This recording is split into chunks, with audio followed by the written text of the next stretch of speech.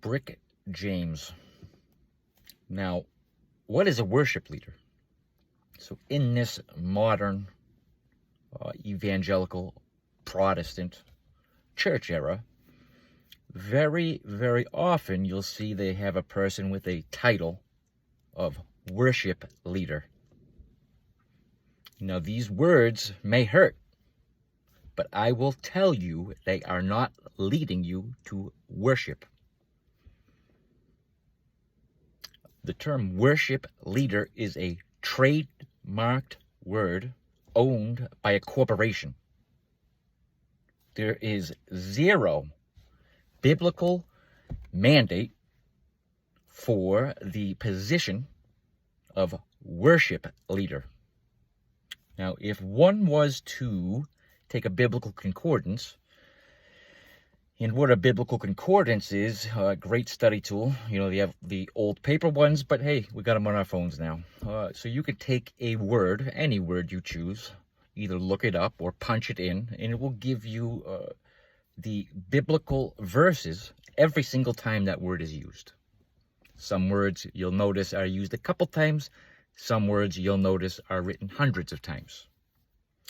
Nonetheless, when you look up in the concordance the word worship, you, in the New Testament, you will not find that word worship and music in the same cosmos.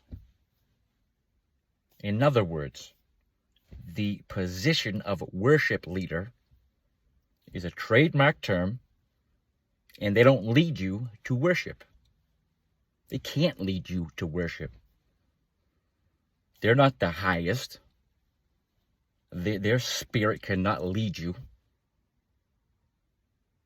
So my brethren, the point of this is to understand that these worship leaders, who very often take other trademarked music from a corporation and play it. So we've established that biblically, the biblical mandate for the term worship leader doesn't exist.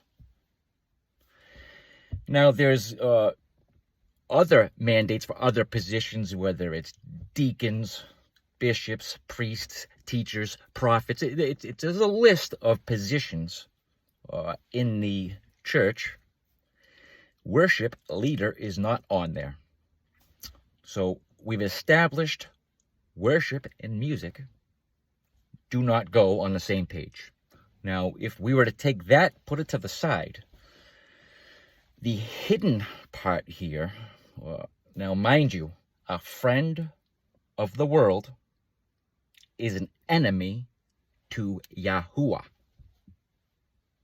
So you have these worship leaders, they're playing contemporary licensed Christian music owned by corporations. Not only that, here's the worst part.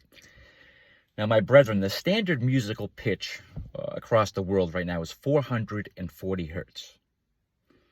That is known as the devil's frequency. It is a disharmonious frequency. I don't make up the rules, I just observe. Now, can you imagine that these worship leaders are so deaf that they can't hear that they are proclaiming, they are leading their members to worship in the devil's frequency of 440 hertz? Now, my brethren, if you have a worship leader and you would like to really flip the script, tell your worship leader, if he wants to keep his job, to change the frequency.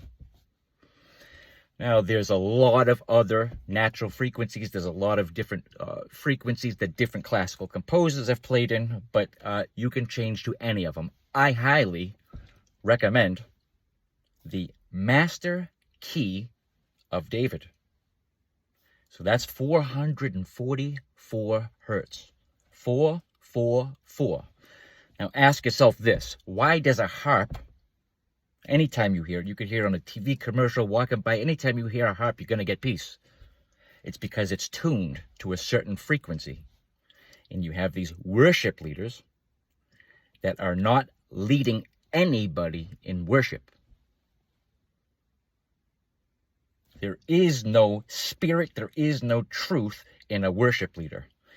Furthermore, if one was to be led by a shepherd, a pastor, a priest, and they don't know what the word worship means, and they cannot understand very basic biblical concepts, my brethren, they got to go.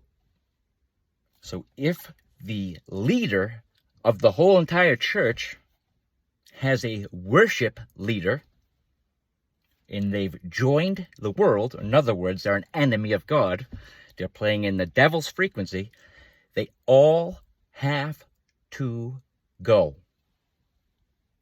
Abolish all worship leaders. They play in the devil's frequency. Now, I know for a 100% fact that Satan loves hearing contemporary Christian music in his frequency. Yahuwah.